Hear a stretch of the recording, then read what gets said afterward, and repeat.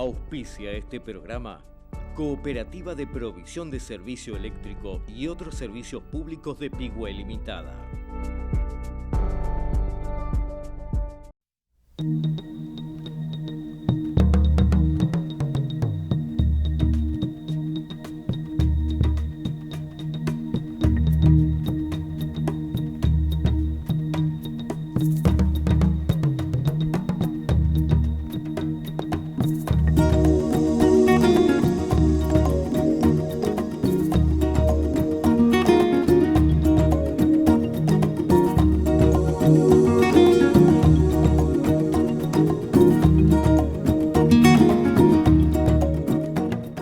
Durante la presidencia del doctor Castillo, se trazó un plan denominado Producción de Guerra, que constaba, entre otras cosas, en la descentralización del arsenal Esteban de Luca, instalado en Capital Federal, autorizándose al Poder Ejecutivo a enajenar en subasta pública los terrenos y edificios comprendidos entre las calles Pozos, Garay, Pichincha y 15 de noviembre.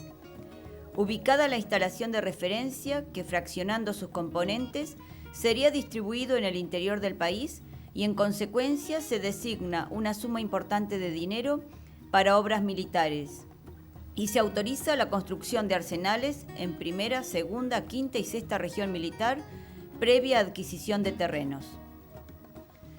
Para llevar a cabo este cometido se despachó una comisión de militares y técnicos civiles que tenían como misión recorrer la parte sur de la provincia para evaluar las condiciones y conveniencias que dicho plan exigía.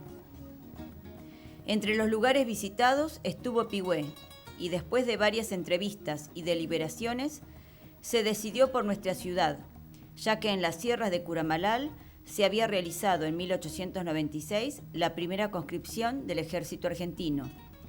La situación geográfica ideal por el acceso a varias rutas, la proximidad de la población, cantidad y variedad de establecimientos educativos, amplio hospital, usina eléctrica, aeroclub, empalme ferroviario y otras ventajas más. Enrique Carlos Palacese, de 88 años de edad. Ingresé en el 3, el 4 de abril, no recuerdo el día justo, pero de 1943. Y ahí iniciamos las actividades de aprendiz, así como artesano, y iniciamos también a hacer gimnasia. Entraba a la mañana, a las 7 de la mañana, los poníamos el equipo de gimnasia y hacíamos alrededor de la Plaza San Martín 20 vueltas. Después de ahí regresamos acá, que era en la esquina, había el baldío anexo al Arsenal, al teatro. Y ahí estaba el trapecio, las argollas, no sé cómo le llaman, todo de gimnasia. Y bueno, hacíamos todo eso, la gimnasia, todo eso, y después teníamos el receso el mate cocido con las caras sucias. Y así después ya iniciamos los talleres. Estamos en la parte de abajo, en lo que es el teatro, ahí estaba carpintería, fragua al fondo y talabartería arriba. Bueno, iniciamos ahí, cuando ingresamos, el jefe, el encargado de tomar los artesanos, le preguntaba si tenía alguna idea ya, algún oficio elegido, esas cosas. Entonces íbamos eligiendo. Por ejemplo, uno elegía carpintería, otro talabartería, fragua, o sea, bueno, yo inicié en carpintería.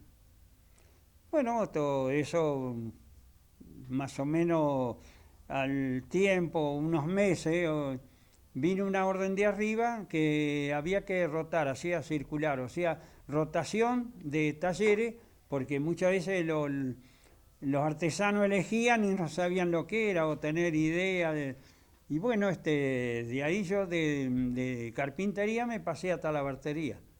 Y ahí después vino otra contraorden como al año por ahí que quedaba sin efecto. Entonces el jefe nos preguntaba, ¿vos estás conforme? ¿Te quedás acá o querés volver? Esas cosas.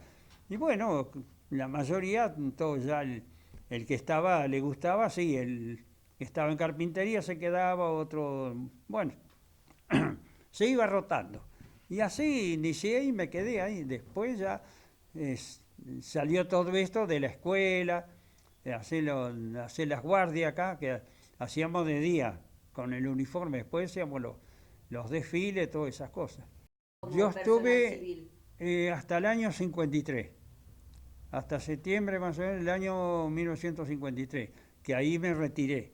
Como nos retiramos muchos artesanos, que éramos ya, teníamos más o menos el conocimiento del oficio y todas esas cosas, y entonces la parte principal era montura, porque atendíamos acá la remonta de Coronel Prim, donde estaba la remonta, que era todo de...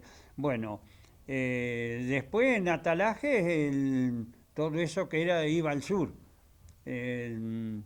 pretales, el portatalí, eso que llevan los sables, portatalí se hacía, que eso lo hacía en la máquina, eso estaba encargado yo. Y después, parte, ¿cómo es de todo? Caballo, retranca, silleta, todas esas cosas, mucho. ¿Y había muchos aprendices en esa sección de talabartería? Y ahí éramos, creo que éramos 4 o 5. Después eran todos oficiales, medio oficial, que ya habían llegado de Buenos Aires. Claro. Y después hacíamos el correaje de oficiales, los cinturones, los cintos que llevan los uniformes ya de teniente para arriba, todo eso, también se hacía ahí el correaje, los cintos, las bandoleras, eso no sé cómo me acuerdo con eso. Y bueno, toda esa parte de eso sí. Y cuando ya se abrió la inscripción acá, que yo vine, entonces me inscribí y y yo así, o sea que hice un mes en el colegio y ese jueves me acuerdo, porque los jueves teníamos franco, íbamos al parque a jugar al fútbol y todo. Y esa mañana entonces agarré y me vine, yo estaba inscrito y todo, y vi que llamaban. Y entonces digo, voy a ir a preguntar. Y llego a la mañana acá y me atiende el señor Simone, que era el que estaba encargado, uno morocho, gauchito, era macanudo. Y me dice, no, digo, vengo a averiguar, como creo que están llamando y yo estoy anotado acá, y a ver, ¿cómo sos vos? Palacés Enrique.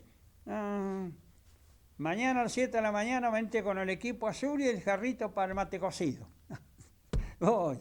Y sabés que lo que era en esa época, decir, venir mañana a trabajar, era como tocar el cielo con las manos.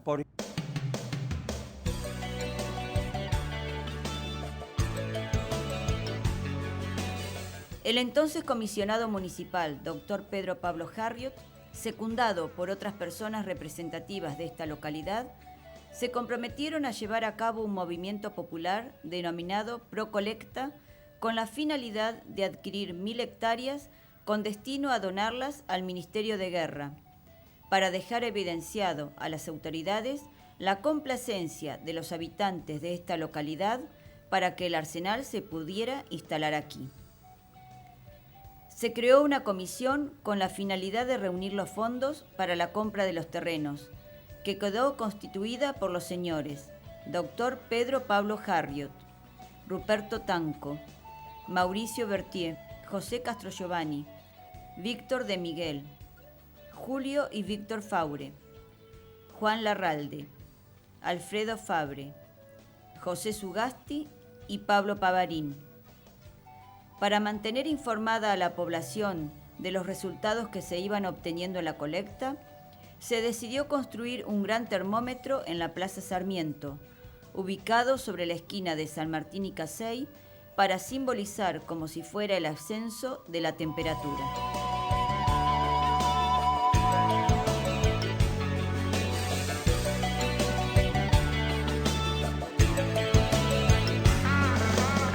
Carlos Villalba, tengo 80 años, ingresé en el Arsenal a los 14 años, en 1952. Ingresé como aprendiz, éramos menores ayudante obrero de 0,75 centavos la hora, esa era la categoría que teníamos. Bueno, entré en el taller de tornería. En ese momento el jefe de tornería era José Fermani, hermano de Marcelo, José ya fallecido. Bueno, éramos unos 15 aprendices más o menos en ese taller. Bueno, empezamos haciendo trabajitos sencillos para aprender. Él más o menos nos enseñaba a Fermani más que nada, pero después nos ponía cada aprendiz con un operario, de manera tal que trabajábamos como ayudantes de ese operario. Bueno, ahí trabajé en mecánica o tornería, le llamaban mecánica, desde los 14 a los 18 años. Después a los 18 años ya nosotros rendíamos como un examen y pasábamos a ser operarios. Claro, sí. Entonces ahí me pasaron al taller de automotores, como tornero. En el taller de automotores había un torno y pasé como tornero. Y ahí en el taller de automotores estuve hasta el año 80, que se jubila este señor Fermani y paso de vuelta a tornería en reemplazo de él. Y ahí estuve, bueno, hasta que me jubilé en el 2007. Es decir que tuve una antigüedad de 55 años, creo que tengo el récord.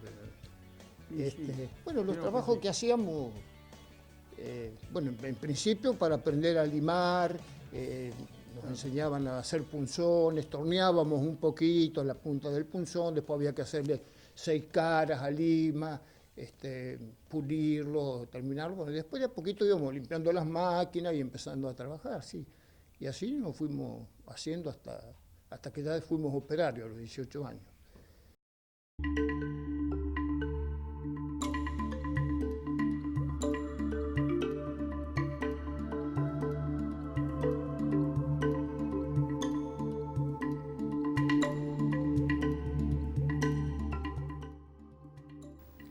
La Escuela de Aprendices Artesanos se formalizó el 1 de agosto de 1943, reuniendo 53 postulantes.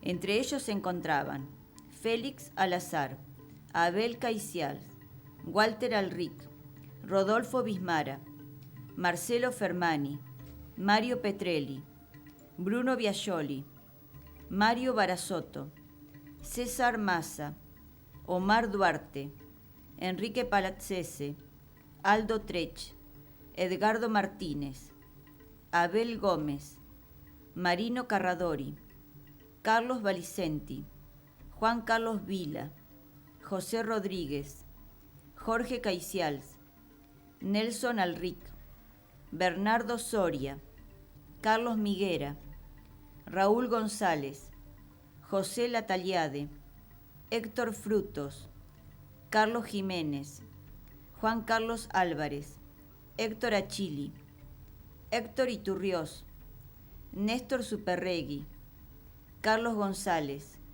Miguel Castronuovo, César Martí, Santiago Fraise, Tito Alvarado, Rubén Pérez, Néstor Bajamón, Alberto Ricci, Atilio Domenicale, Carlos Martín, Aldo Mazzini, Marcos Crosta, Juan Carlos Bello, Pablo Majo, José Castelli, Héctor Gainer, Alberto Marini, Américo Candia, Raúl Besada, Leopoldo Sebenanz, Jorge Casagne y José Ardito.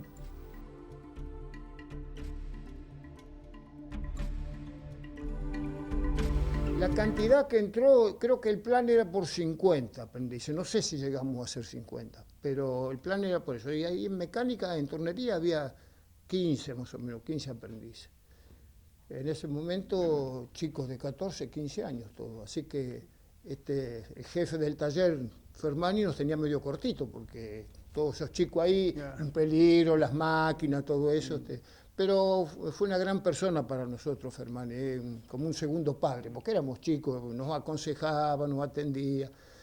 Y bueno, otras cosas que hacíamos, que se nos preparábamos el mate cocido, a las 10 sonaba una chicharra y era el descanso, de 10 a 10 y cuarto. La merienda. Tomábamos mate cocido. El mate cocido era el trabajo que hacíamos los aprendices, nos íbamos turnando.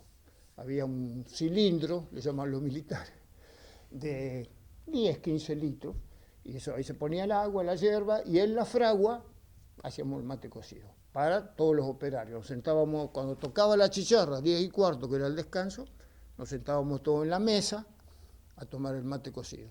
Con las críticas de los empleados, porque uno decía, te salió muy negro, no, te salió muy clarito, nunca le dábamos justo con el tipo de mate cocido. Y como anécdota te puedo contar que cada operario tenía en su banco un cajón y abajo del cajón un armario donde tenían sus herramientas, cada operario tenía sus herramientas, las herramientas más comunes. Y abajo en el cajón una puertita donde se guardaban las cosas, que se las tazas del mate cocido, la hierba, el sándwich. Había un señor que cuando llegaba la hora de servirse el mate cocido, sacaba la taza, iba al cilindro y lo inclinaba. Después se sentaba a comer el sándwich y a tomar el mate cocido. ¿Pero qué pasaba? Al mate cocido lo soplaba, como si lo quisiera enfriar, pero no era mate cocido, le ponía vino a la taza. Tomaba vino, pero para disimular lo soplaba. Bueno, y eso, ya después de motores pasé al taller de tornería como encargado de taller. Y bueno, los trabajos que se hacen son todos los trabajos comunes, es decir, mantenimiento.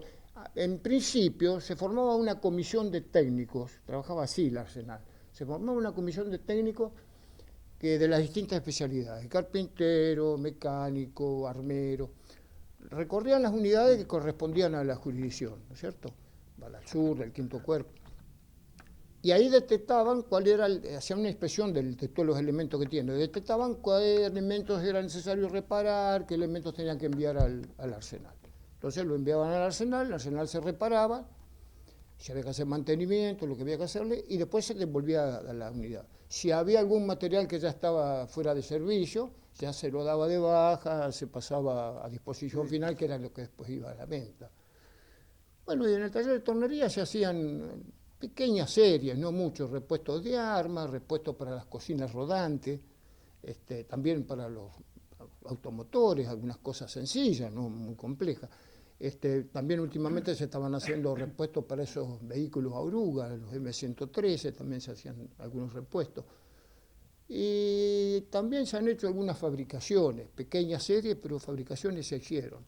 En el año 71, 72 se fabricaron cocinas rodantes. Después también, no se fabricaron muchas, pero se fabricaron unas cuantas. También le adaptaron a las cocinas, porque esas cocinas son a leña normalmente. Se le adaptaron unos quemadores, unos mecheros que trabajaban con gasoil. Se hicieron unos cuantos mecheros de eso también, sí. Y después los trabajos comunes que aparecen de mantenimiento y eso. También hubo una fábrica de herradura en el Arsenal. Esto fue en el año 79, 80 creo. Trajeron unas máquinas viejas ya de Buenos Aires, de la señora Esteban de Luca.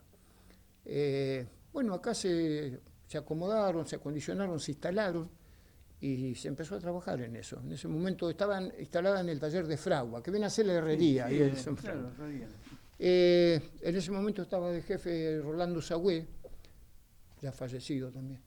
Y bueno, se empezaron a hacer herraduras. Después ya Sagüé se jubiló, quedó a cargo de ese taller Jorge D'Alessio. Se siguieron haciendo herraduras. Era un trabajo medio fulero en verano, porque en la herradura se cortaba la planchuela, se ponía en un horno, se calentaba a 800 grados de temperatura, de ahí salía, había una máquina que le marcaba los agujeros con la planchuela derecha ya. Después, antes que se enfriara ya la planchuela, pasaba a una máquina que la doblaba, le daba la forma de herradura. Después había que terminar los agujeros, porque los agujeros los marcaba, pero no los pasaba de lado a lado. Así que había unos punzoncitos que lo iban haciendo uno por uno. Y después la herradura, una vez perforada, la planchaban para que quede derecha, con una máquina que le pegaba un golpe. Y después se le ponía la marca y el tipo de herradura que es, porque la herradura no es lo mismo la de la pata que la de la mano, si es derecha o izquierda, y el número. Después de ahí ya se hacían unos atados y yo calculo que se ven, la vez pasada hablaba con D'Alessio, se deben haber fabricado más de 100.000 herraduras Sí, se hacían más o menos 1.500 por día. Y esto era pedido de la Dirección de Remonte y Veterinaria, que Claro, eran los que encargaban, nosotros se las hacíamos para ellos. Ellos después, en algún momento, le vendían a Gendarmería, creo que en un momento exportaron también algo a Bolivia. Pues. Bueno, más o menos así, yo ya me jubilé en el 2007, con 69 años, entré con 14 y me fui con 69. Ya. Y acá estoy.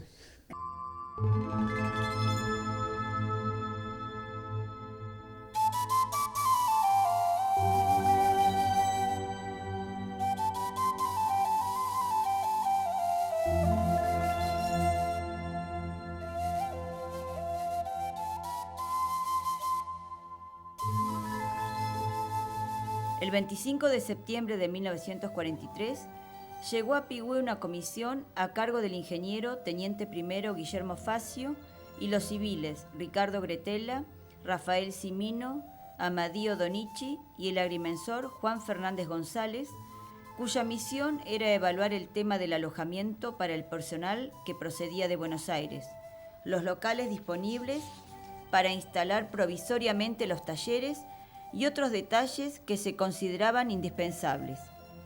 Cumplido ese objetivo, regresaron nuevamente a la capital. El 25 de octubre se hizo público el detalle de los aportantes y los importes de cada uno, totalizando la suma de pesos moneda nacional 208.518,48 centavos.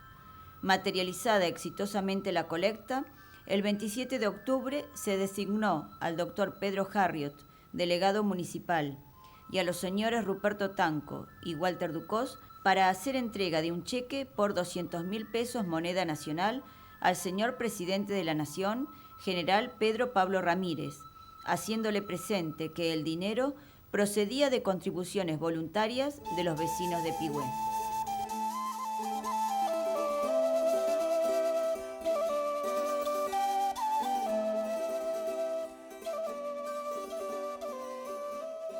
Rubén Adrián Panis, estoy con 84 años, me fui prácticamente a situación de retiro en el año, entrando al 2000, ingresé al Arsenal de Ángel Monasterio el 19 de marzo de 1956.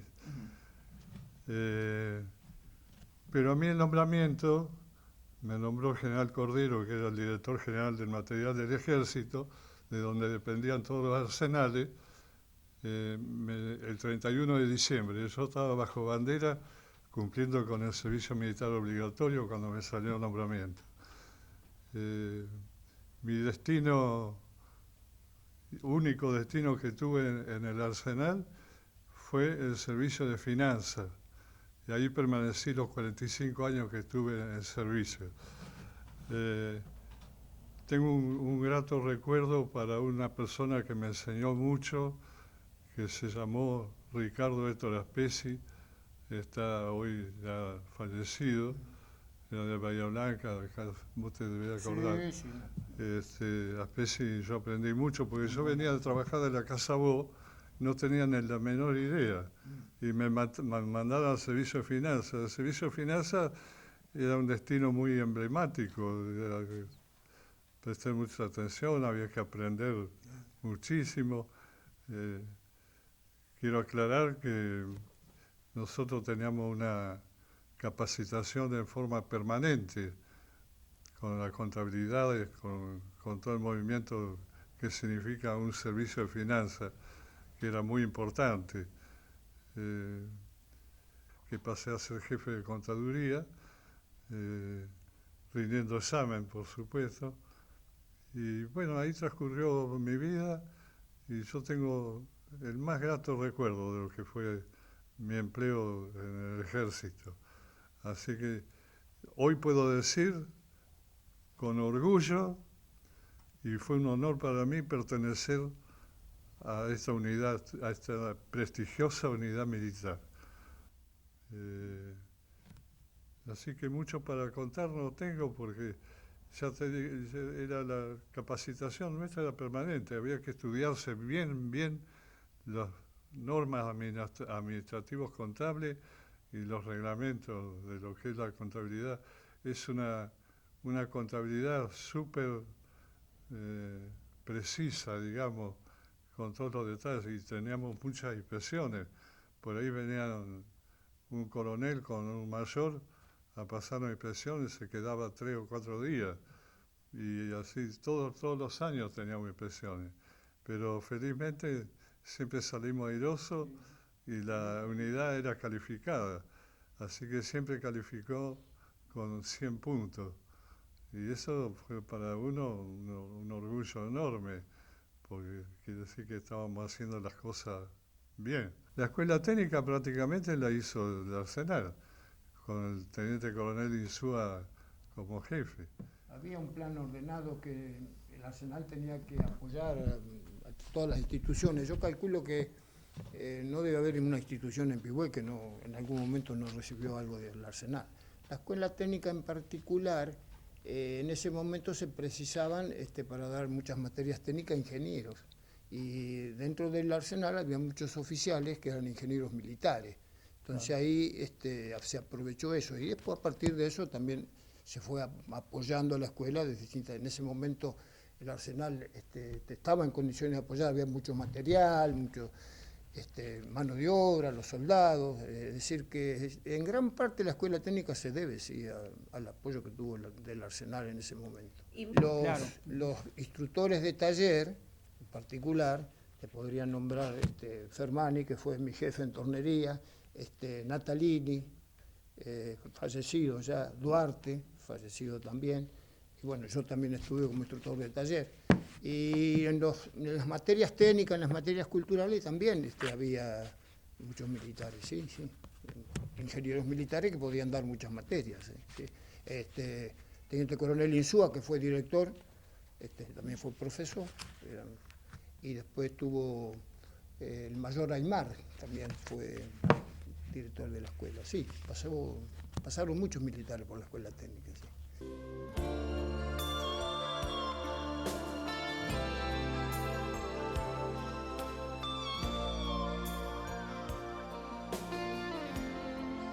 En enero de 1944, el comisionado municipal recibió una comunicación que le informaba que el Poder Ejecutivo Nacional aceptaba la donación efectuada por la comunidad con destino a la adquisición de terrenos donde se instalaría el Arsenal Sudeste.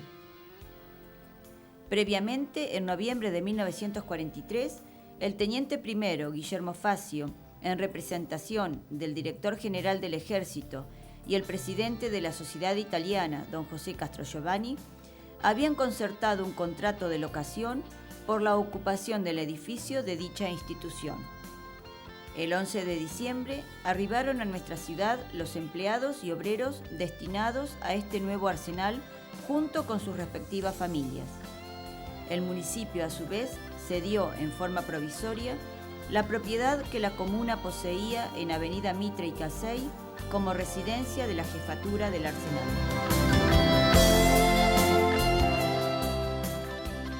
Soy Horacio Antonio Tamagno,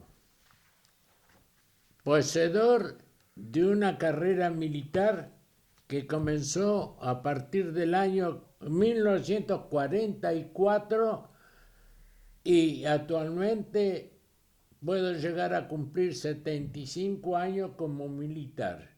Mi vida comienza dentro de la ciudad de Mercedes, provincia de Buenos Aires. A los 15 años prácticamente estaba en primer año. Me recibí en la Escuela Mecánica del Ejército, cita en la calle Pozo, 1919, en el año 1947, en la cual fui destinado a la ciudad de Tandil como primer destino en funciones militares ejecutivas. Tal es así que durante ese año y medio que permanecí en Tandil, tuve la oportunidad de desarrollar mis conocimientos un poco más a fondo. En aquel tiempo todo era hipomóvil, a caballo. No existía la blindada, no existía la motorizada, no existían valores como actuales.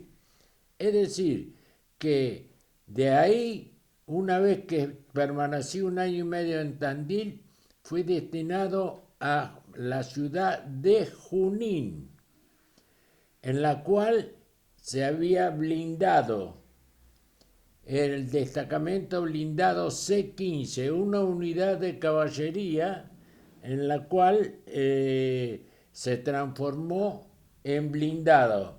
Ahí había los famosos tanques Sherman, Crusader, semiorugas, Carrier, todo motorizado. Es decir, formábamos cuando salíamos de maniobra, formábamos un recorrido sobre una ruta más o menos aproximadamente de 30 kilómetros, porque los vehículos blindados, en aquel entonces todos oruga, tienen que necesidad de tener un espacio liberado para maniobrar libremente. Bueno, esa situación me llevó a mí a tener la oportunidad de tener cursos con norteamericanos, porque aparte de traer el material disponible por la organización PAN, que existente Plan Ayuda Mutua, tal es así que esos norteamericanos traían el material de comunicaciones y realizamos un curso con los norteamericanos, y uno de los motivos que a mí me trajo y me destinó a Pigüé ha sido que ese curso dio motivo porque las unidades del sur, dependientes del 5º Cuerpo de Ejército, tenían material hipomóvil poco y nada. Todo era a caballo, ¿no? Es decir, al blindarse, al traer material de guerra, desuso de la guerra, llegué a Pigüé en el año 1955. Esos años eran muy difíciles, y tal es así que hubo una revolución en la cual yo tuve participación, como lo tuvo también Julio Rodríguez, lo tuvo todo el personal de aquel entonces que existíamos, conformábamos la dotación del batallón de Arsenales, porque en aquel tiempo era Arsenal Ángel Monasterio, Arsenales. Bueno, llegó el momento de la revolución y fuimos bombardeados por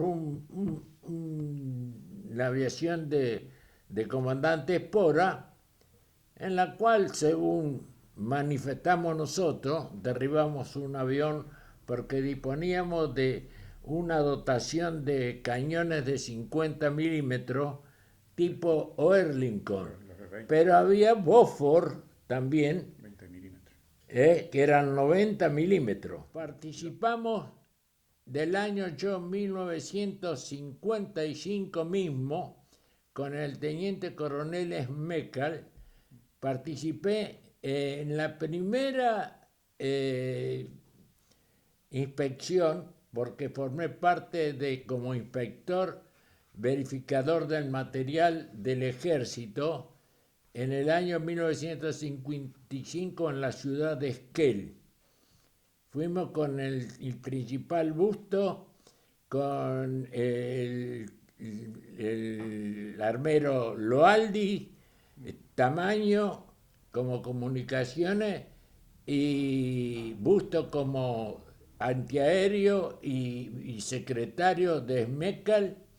Y bueno, se desarrolló la tarea específica que nos habían encomendado. Yo llegué a tener el grado máximo, suboficial mayor, en la cual, bueno, no sé si era merecido, sí o no, pero Lo que tuve la suerte fue que en pocos años de la escuela mecánica salí, año 1947 salimos, tuvimos la suerte, yo por lo menos, y los compañeros de comunicaciones también, que en 4 años llegamos sargento primero.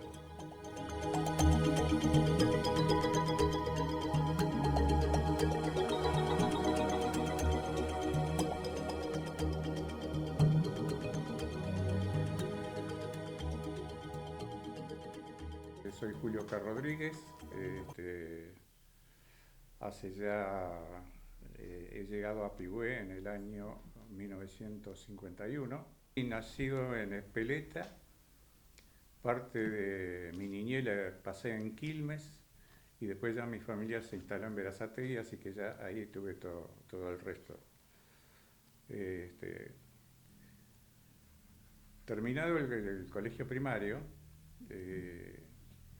lógicamente la intención mía era ser mecánico tornero y quería ir a la Escuela de Artes y Oficios, pero había que ir a Quilmes. En esa época tenías que rendir exámenes para poder entrar, si no, no entrabas. Tal es así que fui, rendí examen, no pude entrar, porque en esa época, a pesar de haber aprobado el examen, entre 1.200 y 1.300 aspirantes entraban 200 nada más. ¿Vale? Una época en que seleccionaban la gente que tenían que entrar, así que lamentablemente no pude entrar. Así que ahí empecé a trabajar, ya 13 años pasados, casi 14.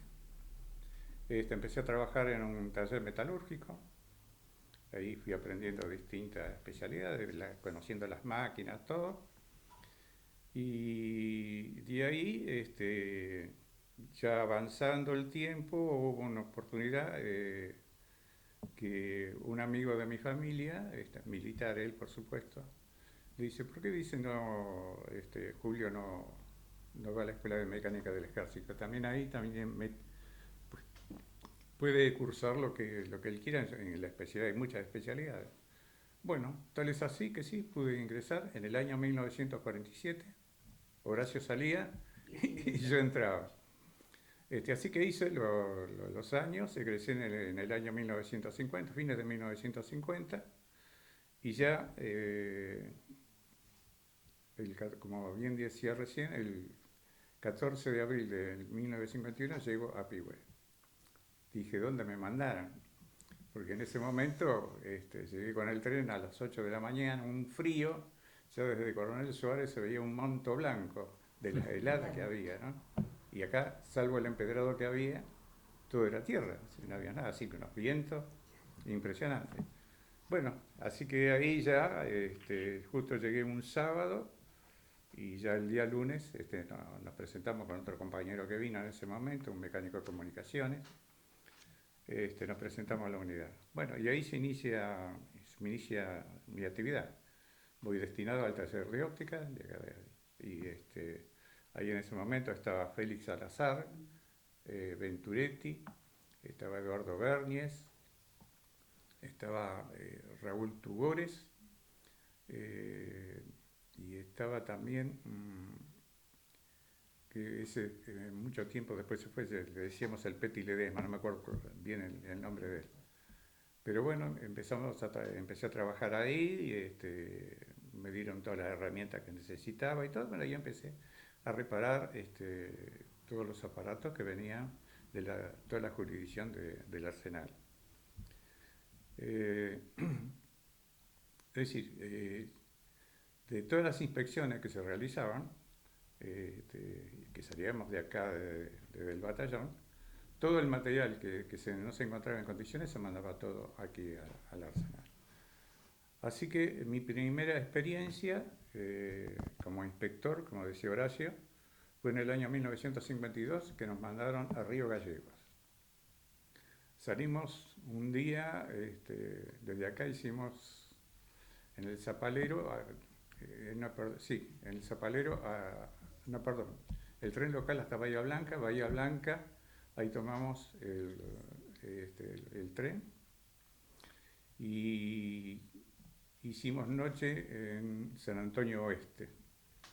San Antonio Oeste, después tuvimos que ir otro día más a Trelew, de Trelew a Comodoro Rivadavia, San Julián y después recién Río Gallegos. Tardamos 5 días en llegar, 5 días. Cuando llegamos a Río Gallegos dice, pero ustedes están locos, dice, ¿cómo han venido en 5 días? A la vuelta volvimos en 6 horas, vinimos en avión. Así que, bueno, y a partir de ahí empezamos a recorrer toda la zona sur con todas las especialidades. Bueno, y a partir de ahí, bueno, yo fui avanzado. A los 2 años ascendí a sargento, a los 3 años sargento primero, y ya ahí pasé a ser jefe del taller de óptica, porque ya Félix Salazar pasó a la oficina técnica. Y pasé a hacer eso, y después, ya con el correr del tiempo, pasé a ser el encargado de la compañía de arsenales, digamos, de la parte de todos los talleres, ¿no? Ahí tenía ya a cargo, junto con el jefe de la compañía que estaba en ese momento, todos los talleres, y teníamos aparte una compañía con soldados. Así, unos soldados que llegaban con el correr del tiempo, llegó a tener 170 soldados. Ahí estaban después las compañías de comando y servicio, que tenía otro tanto, estaba la compañía Destino, que tenía otro tanto. Así que había una cantidad bastante importante de personal, igual que la del personal civil. Y bueno, y a través del tiempo fui trabajando en eso, y bueno, y me fui realizando. Con el correr del tiempo ahí me ofrecieron una oportunidad, ya cuando estaba el teniente coronel Insúa en ese momento, y García, que era el capitán García, me habían ofrecido a ver si quería yo tomar unas horas que habían quedado vacantes en la escuela técnica, y bueno, me dieron la oportunidad de entrar, y bueno, y ahí inició otra etapa de mi vida, ¿no? Porque ahí estuve en la escuela, estuve 28 años. Mi ingreso en la escuela técnica es en el año 71, y en el 77 me nombran regente de enseñanza práctica. Y bueno, y ahí tuve toda la carrera. Así, exactamente. Y bueno, y acá en el Arsenal seguí cumpliendo con mis funciones hasta el año 1976, que me retiré. Así, seguí con la escuela técnica, y bueno, después tengo, yo digo lo que es la vida, y siempre yo lo recalco eso, ¿no? Digo, porque mis padres me dieron una educación, ¿no es cierto?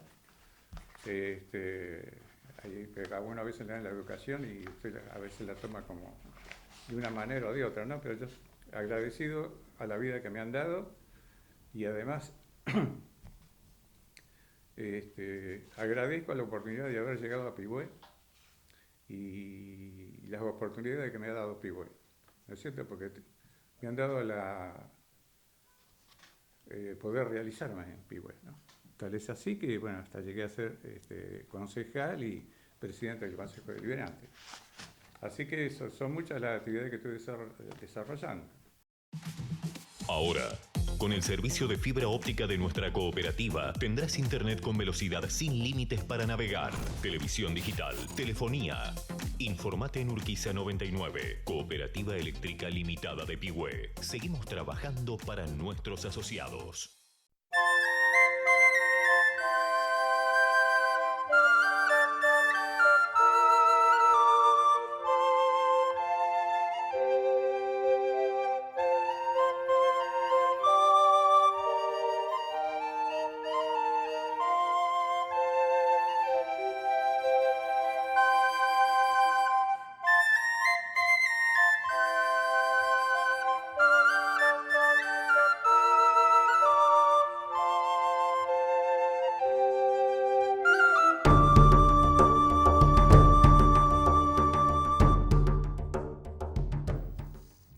El primer emplazamiento del Arsenal se remonta al año 1945, donde tuvo su primer asentamiento en la Sociedad Italiana y depósitos frente al edificio de la misma sobre la avenida Casey y Cabanetes. A partir de 1948, y con las instalaciones terminadas, se asentó definitivamente en el lugar actual, ocupando el predio de más de 790 hectáreas. Las diferentes denominaciones que tuvo el Arsenal fueron: en el año 1943, Arsenal Sudeste. 1945, Arsenal Ángel Monasterio. 1964, Batallón de Arsenales 181 Ángel Monasterio. 1982, Batallón de Arsenales 101 Ángel Monasterio. Unos meses después, Batallón de Arsenales 602 Ángel Monasterio. En el año 1993 pasa a denominarse Valpigüé, debido a la fusión con el Batallón Logístico 10, y a partir de ese momento comparte su emplazamiento con el histórico RIMEC número 3, General Belgrano.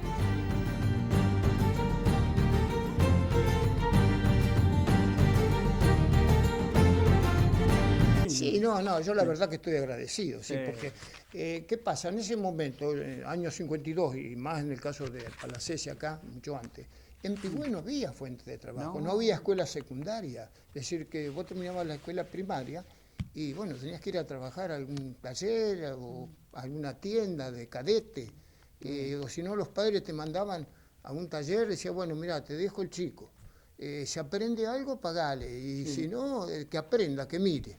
¿Te das cuenta? Yo en ese momento, antes de entrar en el Arsenal, había terminado de la escuela primaria, estaba trabajando, iba a lo de Elvio Camandona, al taller de Elvio Camandona, y bueno, ahí hacía algo, por ahí iba a cobrar alguna cuenta, qué sé yo.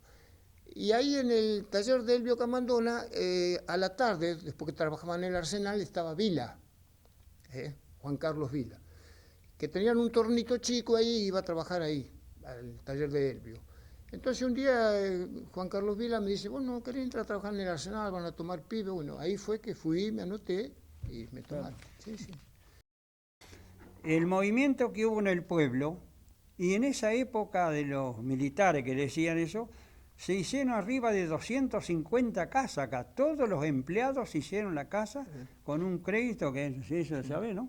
El FONAV, no, el banco y otro más. Pero es la opción que había, ni un problema. Cualquier empleado con el recibo de sueldo, o sea, estaba titular y eso, se hicieron alrededor de 250 casas, ni un problema. Ese es el progreso también grande que vino. Que hizo esta unidad militar fue cuando el ejército lanzó el plan de acción cívica. Dio mucha ayuda, no solamente en las escuelas de Pigüé, de nuestra ciudad, sino de toda una amplia zona. Y ayuda de todo tipo, porque albañilería en las escuelas rurales, mucha albañilería, muchas instalaciones eléctricas, en fin, muy variable. Incluso ayudó mucho en las inundaciones, todo eso, poniendo personal. Y fue una gran cosa para todas las instituciones de bien de toda la región. Si tuviera que volver a trabajar, elegiría el Arsenal otra vez. Sin duda. Porque me apasionaba lo que hacía, el tablado contabilidad de fondo. Acá tengo un testigo que lo puede acreditar, el gran amigo acá. No, pasé muy feliz. Bueno, los recuerdos son inmensos. He conseguido una cantidad de compañeros en la cual aún permanecemos con algunos de ellos en familia y concurrimos a reuniones familiares. Conocí todo el sur argentino. Formé mi familia con una chica de Pigüé. Así que también, familia conocida de acá de Pigüé también, con la cual ya llevamos 59 años de casados. Así estamos a un paso de los 60 años. Todos completamente satisfechos. Fui bien recibido, no tuve nunca ningún tipo de problema. En esos momentos era un poquito, como aquel que dice, difícil entrar en la sociedad de Pigüé, ¿no? Pero no, me abrieron las puertas de todos lados, así. Te cuento una anécdota. En la época que yo llegué, si teníamos que salir de uniforme. ¿No es cierto? Si ibas a la confitería, y querías entrar, así, si estaba un superior allá adelante, primero tenías que ir a pedirle permiso a ver si te dejaban pasar. Y había un jefe, que era yo lo conocí en su último año, que fue el general Cordero, te controlaba hasta la vestimenta, te controlaba, a ver cómo andaba, y tenía sus espías a ver de cómo iban los vestidos de los oficiales. Así que, es decir, todo esto, toda una trayectoria, digamos, que a mí no se me hizo difícil, ¿no es cierto? Y me abrió, como ya comentaba recién, las puertas para seguir avanzando en mi vida, ¿no? Con 2 hijas, una lamentablemente falleció. Y bueno, tengo constituida mi familia, tengo una hija y un nieto, que también por desgracia ella también le falleció el esposo. Así que, bien, así, muy agradecido sinceramente a la sociedad de Pigüé por todo lo que me ha brindado.